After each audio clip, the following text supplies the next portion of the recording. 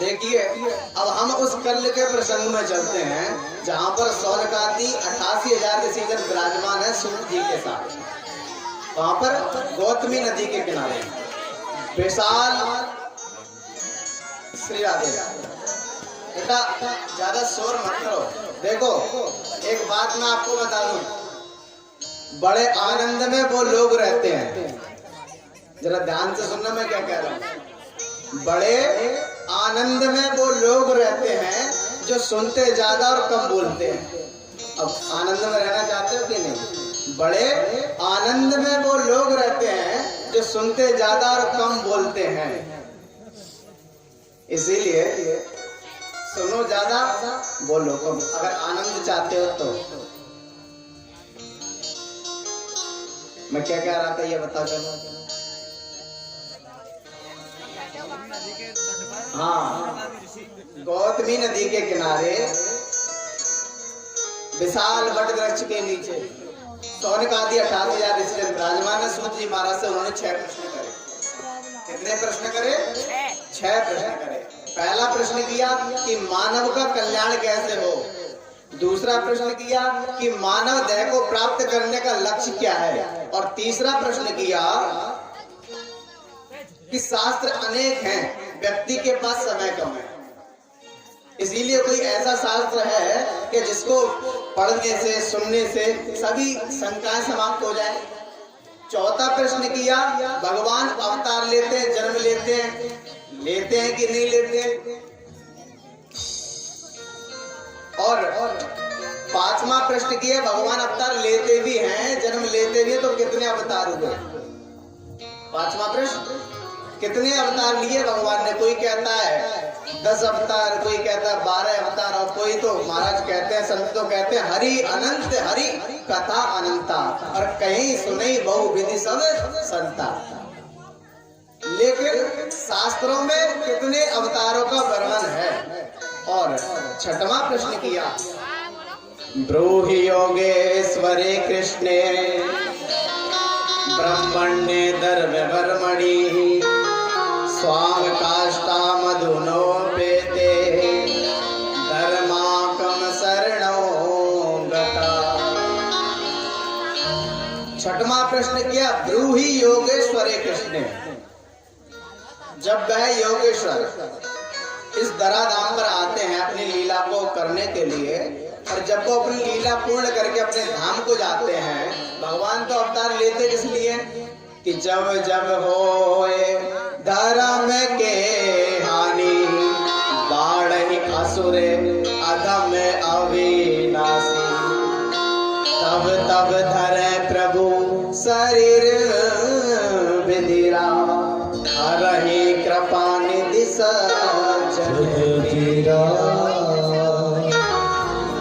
कि जब जब होए धर्म की हानि। भगवान अवतार क्यों लेते हैं? जब धर्म की हानि होती है। लेकिन जब वही भगवान अपने धाम को चले आते तो धर्म किसकी शरण में जाता है? धर्मा कम शरणम गता, किसकी शरण में गया? ये 6 प्रश्न सौनकादि ऋषियों ने सूत जी महाराज से करे। सूत जी महाराज कहते हैं आपने जो प्रश्न किए हैं, जो केवल आपके नहीं संसार के प्रश्न हैं। अच्छा, आपके मन में भी ये प्रश्न होंगे, हम सबके मन में यही प्रश्न रहते हैं। उन्होंने अपने लिए नहीं पूछे, हम सबके लिए ये प्रश्न करे हैं। और सूत जी महाराज कहते हैं कि हम आपके प्रश्नों का उत्तर अवश्य देंगे, लेकिन पहले हम अपने गुरु जी का ध्यान करेंगे। और एक श्लोक में उन्होंने श्री सुखदेव जी महाराज को प्रणाम किया गया। देखो सुखदेव जी की जो जन्म की कथा है वो श्रीमद् भागवत में नहीं है।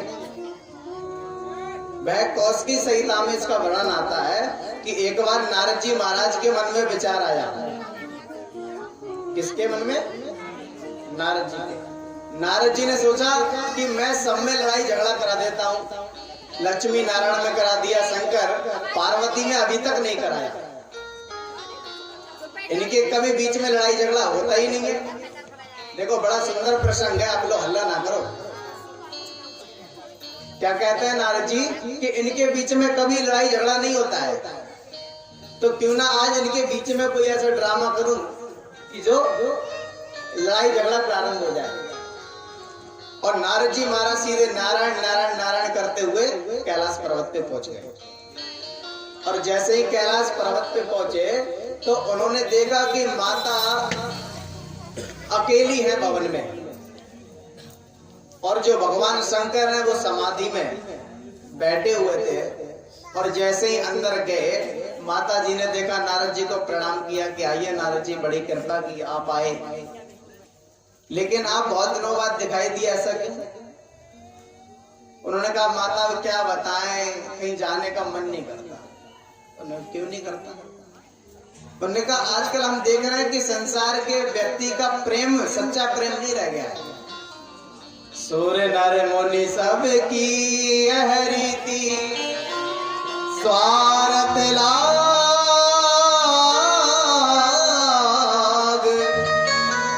कि स्वार्थ लाग करे सब रीति। सब स्वार्थी हो गए, सच्चा प्रेम नहीं करते हैं। और जहाँ सच्चा प्रेम नहीं हुआ, नारद जी से कहा माता ने, ठीक है संसार में नहीं रह गए, लेकिन हमारे घर आना क्यों बंद करा, ये बताओ। तुम्हें हमारे घर में प्रेम की कमी दिखाई देगी क्या? देखो भगवान शंकर के घर में जितना प्रेम है संसार में कहीं नहीं है। क्यों? क्योंकि माता भवानी का वाहन क्या है? सिंह है, और भगवान शंकर का वाहन है नंदी। अब यहाँ पे जंगल में अगर सिंह मिल जाए और गाय मिल जाए तो खा जाते हैं, लेकिन भगवान शंकर के यहाँ कुछ नहीं होता है, दोनों साथ में रहते हैं। भगवान शंकर के गले में क्या है? सर्प, और गणेश जी का वाहन है चूहा, लेकिन कभी लड़ाई झगड़ा नहीं होता। कहते कि हमारे यहाँ तो प्रेम की कमी है ही नहीं, और हमारे पति तो हमसे इतना प्रेम करते हैं, इतना प्रेम करते हैं कि हम कुछ कह ही नहीं सकते इसके बारे में। वो तो हमें गुरु मंत्र तक बताते हैं। गुरु मंत्र बताने की चीज नहीं है। जो गुरु मंत्र आपने लिया होगा या ना लिया हो तो ले अवश्य लेना। बिना गुरु के कल्याण नहीं होता है। हमने पहले इतनी बताया था कि गुरु बिन भव निज तरहि न कोई, जो बिरंच शंकर सम होई। बिना गुरु के आप जितना भी दान करते हो तो दान भी नहीं लगता है। कान भुकाई, कान में मंत्र लेना, गुरु बनाना, ये बहुत आवश्यक है। जितना भी सत्कर्म आप करते हैं उसका पूर्ण फल आपको तभी प्राप्त होगा जब आप गुरु सच्चे संत की शरणागति को प्राप्त कर लेंगे। माता जी कहती हैं कि हमारे पति देव तो हमें गुरु मंत्र बता दिए, अब बताओ हमें कितना प्रेम करते होंगे। उन्होंने कहा माता जी चलो अच्छी बात है, भगवान आपका प्रेम बनाए रखे, लेकिन एक बात बताओ, मेरे मन में एक बहुत भारी विडंबना है। उन्होंने कहा क्या है? उन्होंने कहा मैंने शंकर भगवान के गले में हमेशा मुंड की माला देखी है। जो मुंड की माला पहने रहते हैं भगवान शंकर, उस माला को मैं देखता हूं तो विचार आता है कि उसमें मुंड है किसके? क्या आपको बताया? अब तो पार्वती जी शांत हो गई, अब क्या बताती उन्हें खुद नहीं पता। मुंड की माला क्या बताएं? अब तो इधर उधर देखने लग गई। उन्होंने कहा आप इधर उधर क्या देख रही हैं माता जी? आपके पति हैं, 1-2 घंटा नहीं पहनते, 24 घंटा पहनते हैं। अरे भाई एक आध कोई व्यक्ति होता है जो घंटा आधे घंटा कोई चीज अगर पहन लेता है या रखता है अपने पास तो व्यक्ति इग्नोर कर देता है, ध्यान नहीं देता, कोई बात नहीं।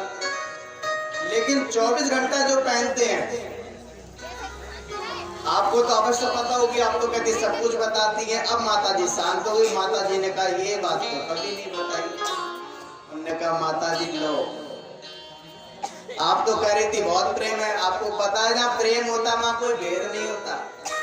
अरे हम जिसके सामने प्रेम करते हैं, जिससे प्रेम करते हैं, उसके सामने तो हमें खुली किताब पढ़ना पड़ता है। सामने वाला जब चाहे जो चाहे हमसे पढ़ सकता है।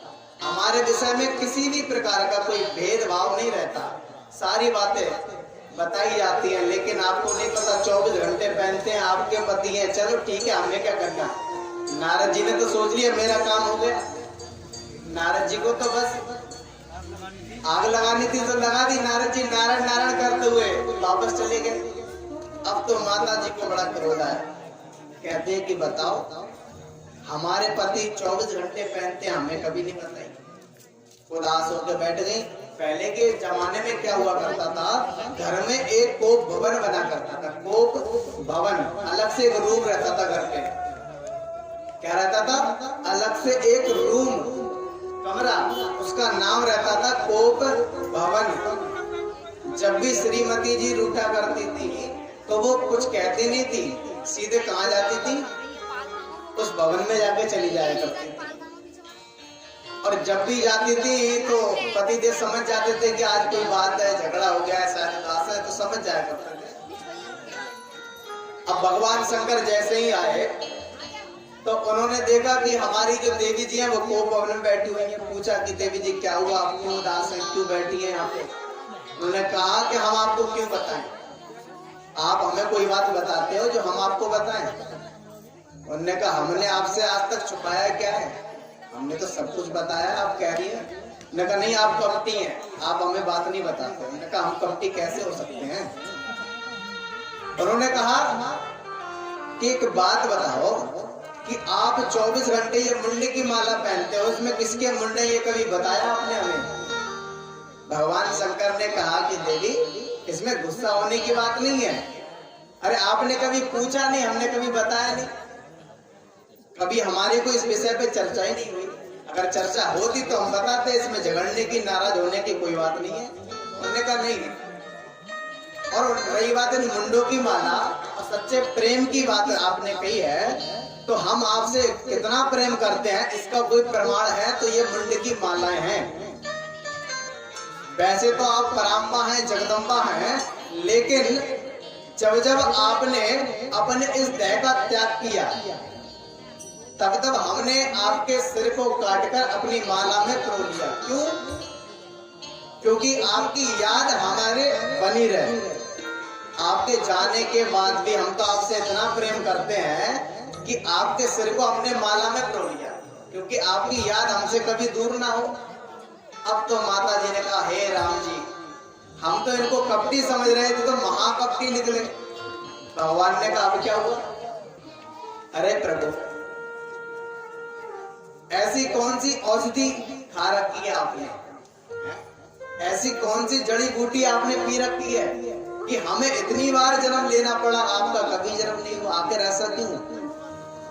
भगवान शंकर ने कहा, देवी देखो, हमने अमर कथा का पान कर रखा है। उन्होंने कहा प्रभु आप हमें भी वह अमर कथा का पान कराइए। तब भगवान शंकर ने कहा ठीक है, हम अवश्य कराएंगे। तब भगवान शंकर कैलाश पर्वत पे जाकर बैठे हैं माता पार्वती के साथ, और कथा श्रवण के लिए भगवान शंकर ने डमरू बजाया और कहा कि देख लो, इस पर्वत पे हमारे आपके अलावा कोई तीसरा तो नहीं है। देखा तो कोई नहीं, लेकिन जिस वृक्ष के नीचे भगवान शंकर और पार्वती जी बैठे थे, उसी वृक्ष के ऊपर एक पक्षी का घर था, घोंसला था, और वहीं पर एक पक्षी ने अंडे को जन्म दिया। इस तोते के बच्चे में अंडे का जन्म दिया। ठंडी ठंडी हवाएं चल रही थी, जिसके कारण वह अंडा जो है विगलित हो गया था, फूट गया था। कथा सुनाना प्रारंभ किया, अमर कथा का श्रवण कराना प्रारंभ किया, और जैसे ही पहले दिन की कथा विश्राम हुई तो उस पहले दिन की कथा के प्रभाव से जो अंडा फूटा हुआ था वह साबित हो गया। भगवान शंकर ने कहा था, देवी जी हम कथा श्रवण तो करा रहे हैं, लेकिन आप बीच में ओम ओम का उच्चारण करना, जिससे हमें पता चले कि आप कथा सुन लेंगे। पहले अभी भी होता है, जब कोई दादी नानी कथा सुनाती है तो बच्चा हूं करता रहता है, हूं करता रहता है, यानी कि नानी को पता चलता भी सोया नहीं है। इसीलिए भगवान ने कहा तुम ओम ओम का उच्चारण करना। ओम ओम का उच्चारण करते गई और कथा श्रवण करते गई। जो अंडा था वो फूटा और फिर साबित हुआ, उसमें जीव का प्रादुर्भाव हुआ। वह नन्हा सा पक्षी उस अंडे को फोड़कर सामने प्रत्यक्ष उस घोंसले में आ गया। कथा का श्रवण करने लगा और माता जी को कथा सुनते सुनते आ गई नींद। और जैसे ही माता जी को नींद आने लगी भगवान शंकर जी कथा सुना रहे थे और माता जी को नींद आने लग गई। और जैसे ही नींद आई तो उस पक्षी ने सोचा कि अगर माता जी सो गई फिर कथा विश्राम हो जाएगी, और कथा विश्राम होगी तो जो मुझे आनंद प्राप्त हो रहा है वो आनंद रुक जाएगा। अब करे तो करे क्या? तो उस पक्षी ने ही माता जी की आवाज में आवाज मिलाई, स्वर निकाला और ओम ओम का उच्चारण करने लग गए।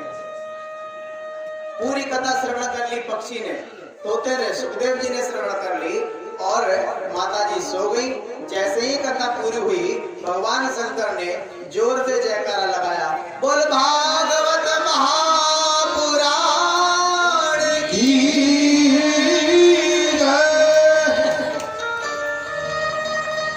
जैसे ही जयकारा लगा मैया की नींद खुल गई, और मैया की नींद खुली तो मैया ने पूछा, बाबा क्या हुआ?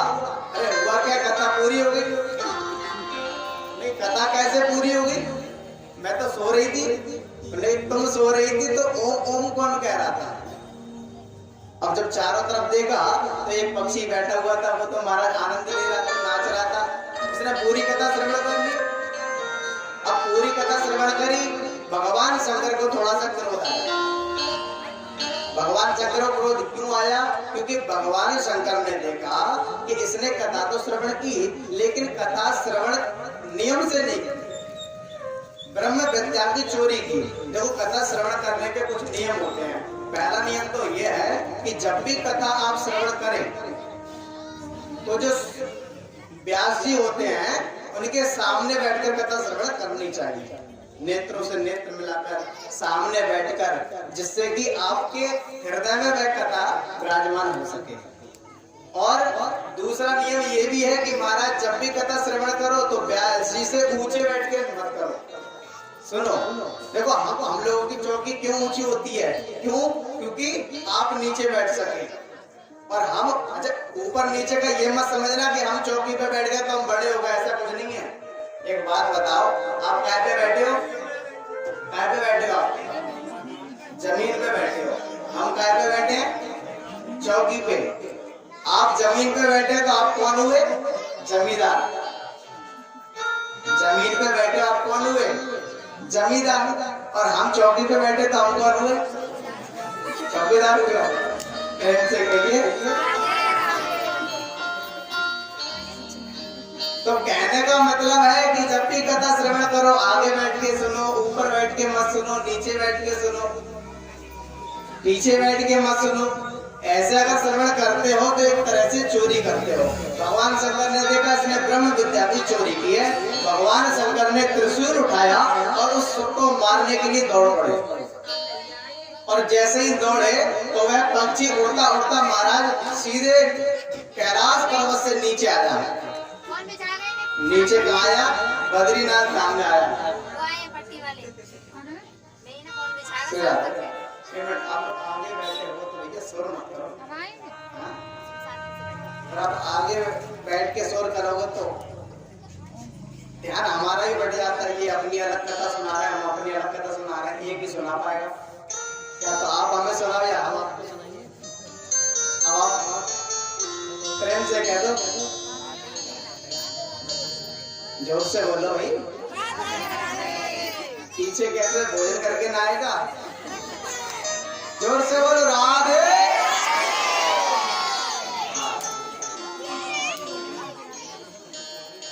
बैद नन्नाचा सुख उड़ते हुए सीधे बद्रीनाथ धाम में आया। वहां पर व्यास जी महाराज का आश्रम था। और उस तोते ने देखा कि जो माता उनकी व्यास जी की जो पत्नी है उनका नाम था बिटिका देवी, और वह बाल सुलगा रही थी। वह उनके सामने आया और आकर प्रार्थना करने लगा कि माता जी आप हमारे प्राणों की रक्षा करो। उन्होंने कहा हमको रक्षा करे। उन्होंने कहा कि जो देखो शंकर भगवान है, कालों के काल महाकाल हैं, वो हमें मारने के लिए आ रहे हैं। तो हमें मारने के लिए आ रहे हैं? आखिर मारने क्यों आ रहे हैं? तुमने कुछ करा होगा इसीलिए मारने आ रहे होंगे। उन्होंने कहा कि नहीं नहीं, हमने तो बस अमर कथा का पान करा था। माता जी हंसने लगी और कहती है तुमने अमर कथा पान कर ली? उन्होंने कहा कर ली। जब तुमने अमर कथा पान कर ली फिर भी तुम्हें मृत्यु का भय है। जो अमर कथा पान कर लेगा सुन लेगा उसको मृत्यु का तो भय होना नहीं चाहिए, अमर हो गया, फिर तुम क्यों डर रहे हो? उन्होंने कहा माता जी जरा ये भी तो देखो मारने आ कौन रहा है, कालों के काल महाकाल है, वो तो कुछ भी कर सकते हैं। उन्होंने कहा चलो ठीक है तुम एक बात का जवाब और दे दो। उन्होंने कहा क्या?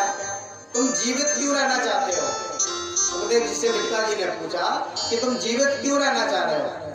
उन्होंने कहा माँ मैं इसीलिए जीवित रहना चाह रहा हूँ जिस अमर कथा को मैंने श्रवण करा है उसका प्रचार प्रसार कर सकूं और उस कथा से जीवन कैसे जीना चाहिए, मृत्यु का भय कैसे दूर होगा वह मैं पूरे संसार को बताना चाहता हूँ।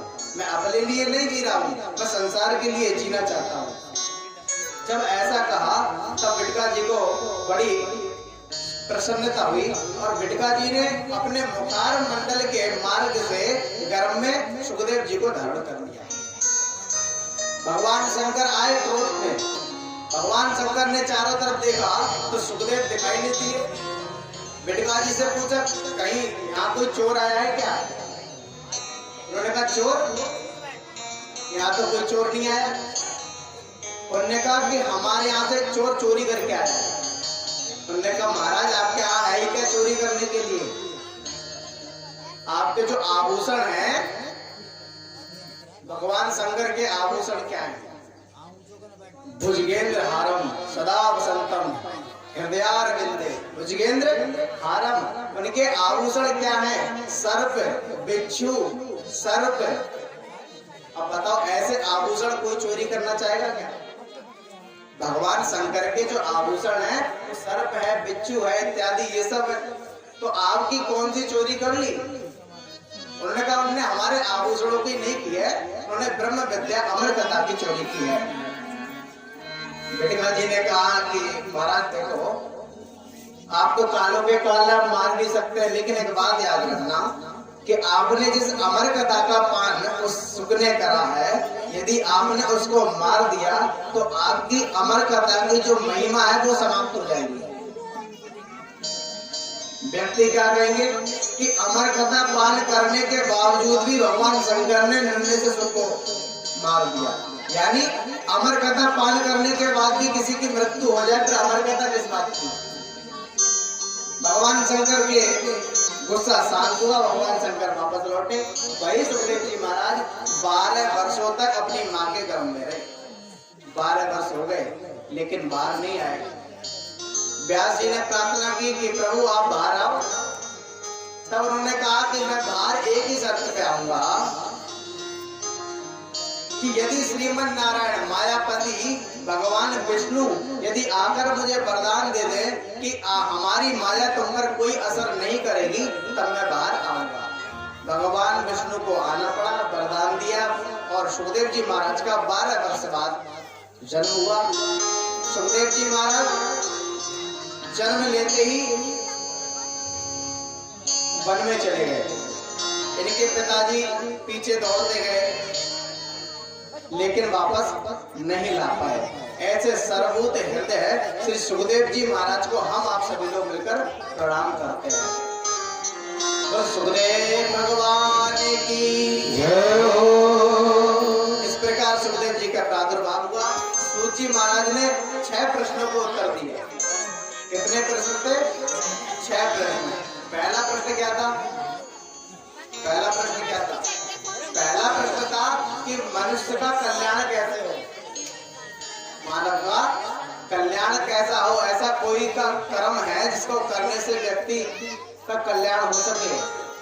तो उसका उत्तर बताया कि कोई ऐसा कर्म जिसको करने से भगवान की प्राप्ति हो, वह कर्म ही सबसे बड़ा धर्म है।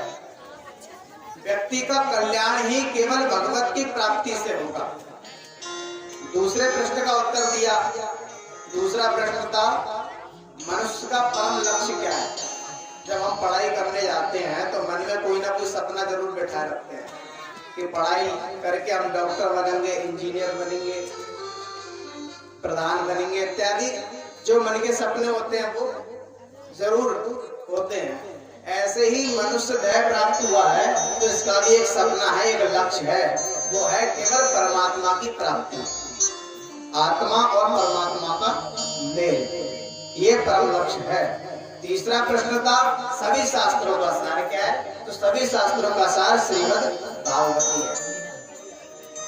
और चौथा प्रश्न था परमात्मा जन्म लेते हैं, क्या होता क्या है, परमात्मा जन्म क्यों लेते हैं, तो उसका उत्तर दिया परमात्मा केवल दैत्य को मारने के लिए नहीं लेते हैं कि जब जब होए धर्म की हानि बाणी असुर अधम अविनाशी, ऐसा नहीं है।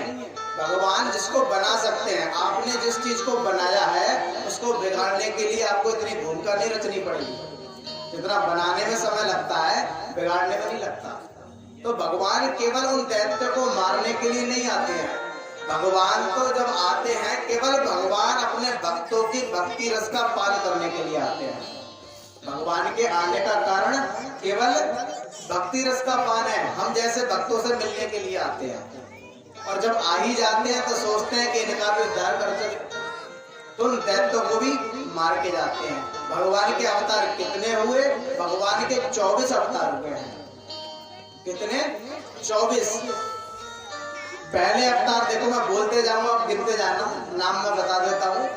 सनक सनंदन सनातन सनत कुमार पहला, बड़ा अवतार संत नारद अवतार, नर नारायण अवतार और भगवान श्री कपिल देव जी का, दत्तात्रेय जी का यज्ञ भगवान श्री ऋषभ देव जी का, पृथु भगवान का मत्स्य अवतार, कच्छप अवतार, धनवंतरी अवतार, मोहिनी अवतार, श्री नरसिंह अवतार, वामन अवतार और भगवान परशुराम का अवतार। ये कितने हो गए? 16। भगवान परशुराम का जो अवतार है वो 16वें नंबर का है। और महर्षि वेदव्यास जी और 18वां जो अवतार हुआ है वह हमारे मर्यादा पुरुषोत्तम श्री राम जी का हुआ। 19वां जो अवतार हुआ वो बलराम जी का हुआ और जो 20वां हुआ भगवान श्री कृष्ण का हुआ। और 21वां अवतार जो हुआ वो हरि अवतार हुआ। 22वां हंस अवतार, 23वां बुद्ध अवतार, 24वां अवतार 24वां अवतार हुआ नहीं है, होगा। कहाँ होगा पता है? किस किस को पता है 24वां अवतार कहाँ होगा, कौन सा होगा? किसी को पता है क्या? नहीं पता। 24वां अवतार हुआ नहीं है, होगा। वो होगा कली अवतार। भगवान कली का अवतार होगा। वो कहाँ पे होगा पता है? कहाँ पे होगा? वो आपके क्षेत्र में होगा। प्रेम से कहिए, भागवत में लिखा है संबल क्षेत्र में ही भगवान कली का अवतार होगा, लेकिन अभी नहीं होगा, वो कलयुग के अंत में। जब ज्यादा कलयुग बढ़ जाएगा, ज्यादा अत्याचार होगा, दुष्कर्म होंगे, तब भगवान कली आएंगे और इस पूरी पृथ्वी को नष्ट करके द्वारा सृष्टि का विस्तार होगा। भगवान कली का अवतार यहीं पर होगा, संबल क्षेत्र में। विष्णु यश नामक ब्राह्मण क्या होगा? विष्णु यश नामक ब्राह्मण क्या भगवान कली का अवतार संबल क्षेत्र में ही होगा। इस प्रकार 24 अवतारों का वर्णन किया गया। और 6वां जो प्रश्न था कि धर्म किसकी शरण में गया, तो धर्म श्रीमद् भागवत की शरण में आता है। सनत कुमार सोनकादिक ऋषि प्रश्न करते हैं सूत जी महाराज से कि व्यास जी कौन है।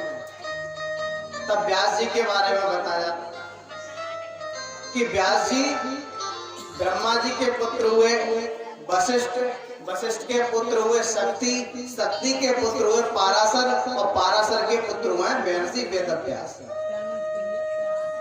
जब वेदव्यास जी का जन्म हुआ तो ये भी जन्म लेते ही वन में जाने लग गए। माता सत्यवती, इनकी माँ का नाम था सत्यवती। उन्होंने रोकने का प्रयास किया लेकिन नहीं रुके, वन में गए। वन में जाकर भगवान का ध्यान करने के लिए बद्रीनाथ धाम में पहुंचे। वहां पर जैसे ही ध्यान करने के लिए आंखें बंद करी तो उनके ध्यान में संपूर्ण संसार आ गया। उन्होंने विचार किया कि जहां पर जितने भी कलयुग के प्राणी हैं वो सब अपना जीवन यूं ही बर्बाद कर रहे हैं।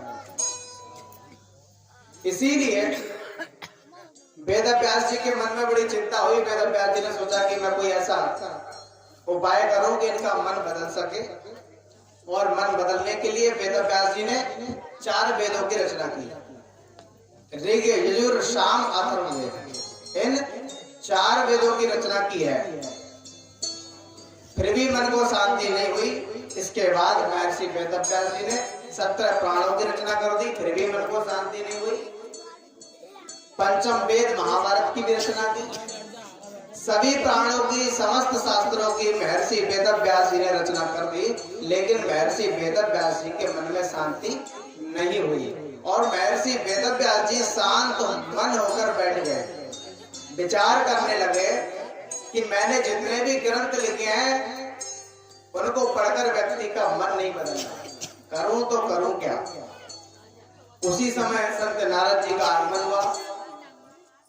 संत नारद जी ने महर्षि वेद व्यास जी से पूछा कि पराशर महाभागा, हे पराशर आप उदास क्यों हैं?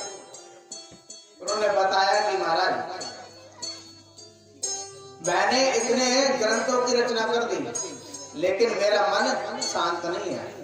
मैंने तो मनुष्य के कल्याण के लिए रचना की थी, लेकिन मनुष्य का मन वैसा का वैसा ही है, जरा सा भी नहीं बदल रहा। जब ऐसा विचार आया व्यास जी के, नारद जी ने कहा चिंता मत करो, चिंता करने की आवश्यकता नहीं है। तुमने जितने भी ग्रंथ लिखे हैं वह सभी ग्रंथ उनमें केवल व्यक्ति को कर्म के बारे में दर्शाया है। श्री राधे बोलो बाके बिहारी लाल की जय हो।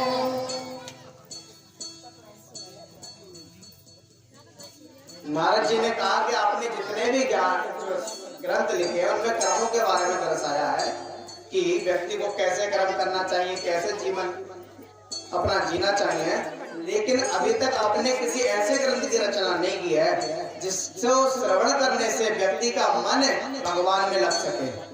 उन्होंने कहा वैसा मैं क्या करूं? उन्होंने कहा तुम भागवत की रचना कर दो। उन्होंने कहा भागवत की रचना अब नहीं हो सकती। मैं क्यों नहीं हो सकती? क्या मैं बुजुर्ग हो चुका हूं, अब मेरा मन नहीं है। नारद जी ने कहा जब भी व्यक्ति अपने आप को थका हुआ महसूस करे, जब भी व्यक्ति अपने आप को हारा हुआ महसूस करे, तो उसको क्या करना चाहिए? संत की शरणागति में चले जाना चाहिए। संत की शरणागति में जब व्यक्ति जाएगा तो उसको सत्कर्म करने का मार्ग प्रशस्त होगा, उसको अपने कार्य में आगे मार्ग प्रशस्त होगा। इसीलिए तुम संत की शरणागति को ग्रहण करो। और कहा कि संत की महिमा, संत के आशीर्वाद की महिमा मैं स्वयं हूं। नारद जी कहते हैं कि देखो, नारद जी ने अपना पूर्व जन्म बताया कि मैं पूर्व जन्म में एक दासी पुत्र था, मेरी मां का नाम सत्यवती था। मैं जन्म लेके आया इस धराधाम पे, तो उसके कुछ ही समय बाद मेरे पिताजी का देहांत हो गया। मैं और मेरी मां रह गए। एक आश्रम में हम लोग दोनों रहा करते थे, वहां पे हम संत की सेवा किया करते थे आश्रम में। वहां पर चतुर्मास करने के लिए कुछ संत पधारे, और जैसे ही संत पधारे तो मेरा उनसे लगाव हुआ। क्यों? क्योंकि वो संत भगवान की कथा श्रवण कराया करते थे। नारद जी कहते हैं कि मेरी छोटी सी आयु थी, लेकिन मैं उस छोटी सी आयु में संतों के सत्संग श्रवण किया करता था और बड़ा आनंद को प्राप्त किया करता था। और उन संतों ने मेरा नाम बालक रामदास रख दिया। क्या नाम पड़ा? बालक रामदास।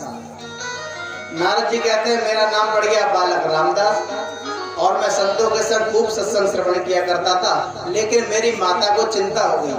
देखो, माताओं को चिंता हो गई कि मेरा बेटा बाबा ना बन जाए। हैं? आप लोगों को चिंता होती है क्या कि हमारा बेटा बाबा ना बन जाए? हैं? अगर ऐसी चिंता आपके मन में है तो बिल्कुल गलत है। अरे बाबा बनना ऐसा आसान नहीं है। तुम सोचो कपड़े पहनने से बाबा जी बन जाए, तो कपड़े पहनने से कोई बाबा जी नहीं बनता है। साधु का अर्थ क्या होता है? जो बिगड़ते हुए काम को साध ले वो है साधु। जिसकी शरण ग्रहण करने से परमात्मा की प्राप्ति हो, सच्चे मार्ग की प्राप्ति हो, वो है संत। लाल पीले कपड़े को संत या बाबा नहीं। आप पैंट शर्ट पहन कर भी यदि आपका हृदय निर्मल है और आप समस्त कल्याण की बात करते हैं, संपूर्ण संसार के कल्याण की बात करते हैं, तो आप अपने आप में बहुत बड़े साधु हैं। लेकिन क्या चिंता हुई कि बाबा जी बनना जाए? अगर चिंता आपको होती है तो हमेशा ये चिंता करा करो मेरी माताओं कि आपका बालक चोर ना बन जाए, डाकू ना बन जाए, जुहारी ना बन जाए। चिंता करो तो इस बात की करो, बाबा बन गया तो ऐसे नहीं बनते। भगवान 100 में से एक आध को चुनता है अपने लिए। अगर आपका बालक यदि बाबा जी बन भी गया ना, तो आप सोचना भगवान ने बहुत बड़ी कृपा कर दी मेरे बालक के ऊपर। प्रेम से कहिए। लेकिन माता को चिंता हो गई कि मेरा बालक कहीं बाबा ना बन जाए। अब माता गई संतों के पास और कहती है कि प्रभु आप मेरे बच्चों को छोड़ दो। क्यों? क्योंकि मैंने सुना है कि आप जाने वाले हैं, आपका चतुर्मास पूरा होने वाला है। मेरा बच्चा जिद लगाए बैठा है बालक रामदास की मैं भी संतों के साथ जाऊंगा। उन्होंने कहा मेरा एक ही सहारा है, इसके अलावा मेरा कोई है भी नहीं, एक ही बेटा है, पति भी है नहीं, तो मैं चाहती हूँ ये मेरे ही पास रहे। संतों ने कहा आप चिंता मत करो, आप जैसा चाहती है वैसा ही होगा। बालक रामदास को समझाया, कहा कि तुम चिंता मत करो बेटा, तुम्हें भगवान की प्राप्ति तो करनी है। हम तुम्हें एक मंत्र बताए देते हैं, उस मंत्र का तुम घर बैठे ही जाप किया करना, और जब आपकी माता जी का शरीर पूरा हो जाए तब जाके तुम जंगल में आना, हमारे पास आना, जब आपकी माता जी का शरीर पूरा हो जाए। संतों ने मंत्र दे दिया, ओम नमो भगवते वासुदेवाय। कहा इस मंत्र का जाप करना। नारद जी महाराज, वह बालक रामदास है, वह जाप किया करता था, लेकिन माता का मन कह रहता था कि बाबा जी ना बन जाए, इसीलिए शादी की बात करने लग गई। कोई अच्छी लड़की हो, कन्या हो तो मेरे बेटा को बता दो। नारद जी ने सोचा अभी तक तो माता जी का इंतजार कर रहे हैं, फिर श्रीमती का इंतजार करना पड़ेगा, हैं? कब माता जी जाए तो श्रीमती जी जाए, तब हम वन में जाओ, फिर बालक होगा तो और समस्या है, संसार में फंस जाएंगे। एक बार नारद जी के मन में विचार आया कि मेरी माता चली ही जाए, मर ही जाए। नारद जी के मन में विचार आ गया। नारद जी ने जब मन में विचार आया, उसी समय क्या हुआ कि नारद जी की जो माता है वो दूध काटने के लिए गई थी। जैसे ही दूध काटने के लिए गई तो वहां पर एक काला सर्प था, उसने माँ को डस लिया, और जैसे ही डसा तो माँ की मृत्यु हो गई। नारद जी कहते हैं कि मेरी बात सत्य हो गई, लेकिन मुझे बड़ा दुख हुआ, मैं रोने लग गया, मेरी माँ चली गई। लेकिन नारद जी के उस समय दो आंखों में से अलग अलग आंसू आए। एक आंसू आए गरम और दूसरी आंख से आंसू आए ठंडे। इसका मतलब क्या है? गरम आंसू कब आते हैं? जब व्यक्ति दुखी होकर रोता है। जब व्यक्ति दुखी होकर रोता है, कष्ट में रोता है, तो उसके आंसू हमेशा गर्म होते हैं। और कभी कभी क्या होता है कि इतनी खुशी व्यक्ति को मिल जाती है, इतनी खुशी मिल जाती है कि खुशी के मारे आंसू निकल पाते हैं। और जो खुशी के आंसू होते हैं वो कैसे होते हैं? कैसे होते हैं? ठंडे। नारद जी कहते हैं एक से ठंडे निकले, एक से गर्म। खुश इस बात की हुई कि अब मुझे कोई रोकने वाला नहीं है, भजन करने जाऊंगा। और दुख इस बात का हुआ कि मां चली गई। बालक रामदास ने अपनी मां का अंतिम संस्कार पूरा किया, वन में गए, संत मिले नहीं। उसी मंत्र का कई वर्षों तक, विगत वर्षों तक उन्होंने जप किया। और जैसे ही जब किया, परमात्मा की हल्की झांकी प्राप्त हुई दर्शन की। उस झांकी को जैसे ही जरा सी झांकी प्राप्त हुई तो नारद जी महाराज रुदन करने लगे। बालक रामदास रुदन करने लगा, कहने लगा प्रभु अगर आना ही था तो गए क्यों? दर्शन देने थे तो सही से देते, थोड़ी सी बातचीत कर लेते, आप तो आए और चले गए। उन्होंने कहा कि अभी आपके संस्कार शेष है, आपको इस जन्म में नहीं अगले जन्म में हमारा दर्शन होगा। बालक रामदास ने अगले जन्म तक तपस्या की, पूरी सृष्टि समुद्र में समा गई, प्रलय हो गई, सृष्टि का द्वारा विस्तार हुआ, तो वह बालक रामदास ही अगला जन्म संत नारद के ब्रह्मा का पुत्र नारद बन के प्रकट हुआ। बोल संत भगवान की जय हो। ये किसकी कृपा से हुआ? मैं बालक रामदास संत कैसे बना, नारद कैसे बना? संतों की कृपा से। नारद जी कहते हैं ये है संत की कृपा, सत्संग की महिमा। इसीलिए व्यक्ति को संतों का संग करना चाहिए, सत्संग श्रवण करना चाहिए, और जिसे सत्संग प्राप्त हो जाता है मेरे प्यारे, उसे आनंद ही प्राप्त होता है। सभी लोग बड़े भाव से मेरे साथ गाएंगे कि जिसको जीवन में मिला सत्संग है, जिसको जीवन में मिला सत्संग है, उसे हर घड़ी आनंद ही आनंद है। जिसको जीवन में मिला सत्संग है, उसे हर घड़ी आनंद ही आनंद है। जिसको जीवन में मिला सत्संग है, उसे हर घड़ी आनंद ही आनंद है। उसे हर घड़ी आनंद ही आनंद है। उसे हर घड़ी आनंद ही आनंद है। उसे हर घड़ी आनंद ही आनंद है। उसे हर घड़ी आनंद ही आनंद है। जिसके जीवन में, वो जिसके जीवन में, वो जिसके जीवन में मिला सत्संग है, उसे हर घड़ी आनंद ही आनंद है। जिसके जीवन में मिला सत्संग है, उसे हर घड़ी आनंद ही आनंद है।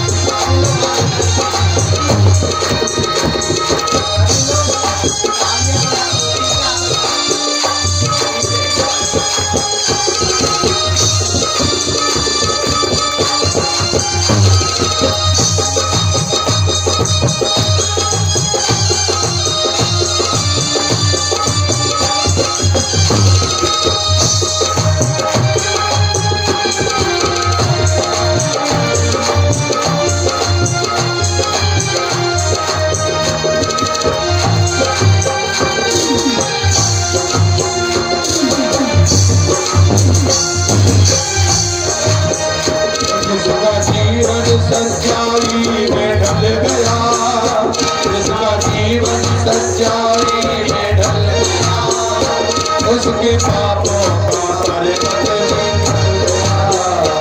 उसके पापों का पर्वत निकल गया। जिसका जीवन सच्चाई में ढल गया, उसके पापों का पर्वत निकल गया। उसके पापों का पर्वत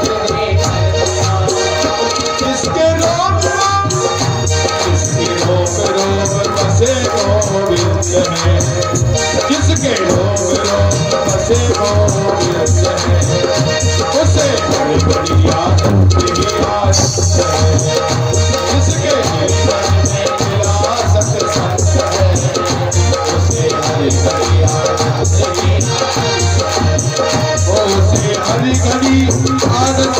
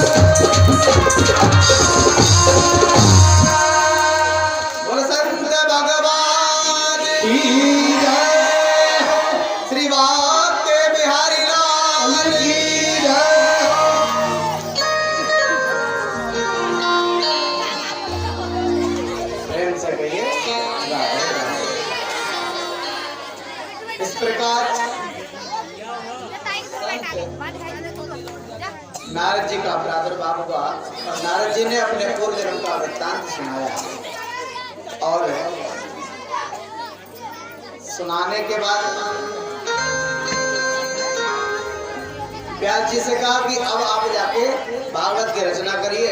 भागवत की रचना व्यास जी महाराज ने करी और चतुश्लोक की भागवत का दान नारद जी ने दिया। 4 श्लोक दिए थे।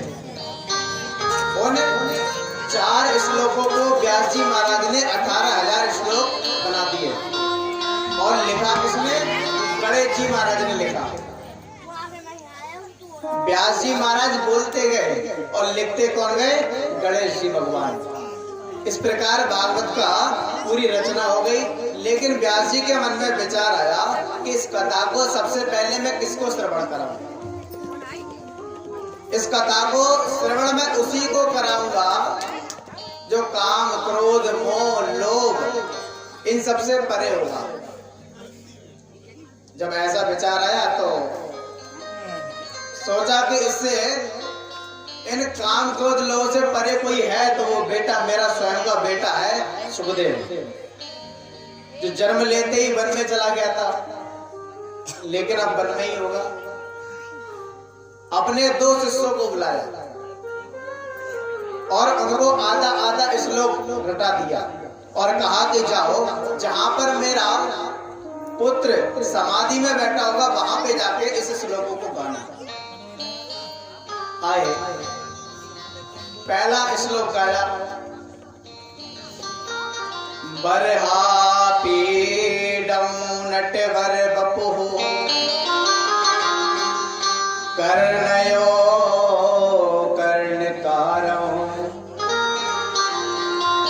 विप्रदवासा कनक कपिसौ वैजयंती चमाला। बरहा पीडम नटवर बपु। इस श्लोक में भगवान के नटवर बपु को दर्शाया गया है। भगवान का नटवर बपु, नट यानी जानते हो किसे कहते हैं? नट किसे कहते हैं? नट कहते हैं जो तमाशा दिखाते हैं उनको नट कहते हैं। तो भगवान के नटवर बपू का दर्शन कराया गया। वो नट मतलब नाटक दिखानों में भी उनसे बड़ा नाटकबाज है और उसने कैसे इस संसार को रचा है और कितना सुंदर है। जब इस श्लोक को सुखदेव जी ने सुना तो उनके मन की भावनाएं बदल गई। समाधि में थे, समाधि खुल गई, विचार करने लगे ऐसे सुंदर व्यक्ति का दर्शन तो करना चाहिए। लेकिन फिर बैठ गए, सोचने लगे सुंदर है, सरल हो या ना हो, अरे भाई हम तो जा रहे हैं मिलने के लिए, हमसे मिले या ना मिले। जो व्यक्ति सुंदर होता है तो इसका मतलब ये नहीं है कि वो सरल भी होता है। सुंदर होना सरल होना बहुत अलग है। सुंदर व्यक्ति केवल रूप से ही सुंदर नहीं होता, सुंदर उसको कहते हैं जो अपने व्यवहार से सुंदर हो, अपने आचरण से सुंदर हो, वह सुंदर कहलाता है। सुखदेव जी ने सोचा कि हम तो सुंदरता के कारण चले जाएं और हो सकता है कि हमें दर्शन ही ना मिले। जब ऐसा मन में विचार आया तो सुखदेव जी महाराज द्वारा समाधि में बैठ गए। फिर उन शिष्यों ने दूसरा श्लोक गा दिया कि अहो बकीयंस्तनिकाल कूटं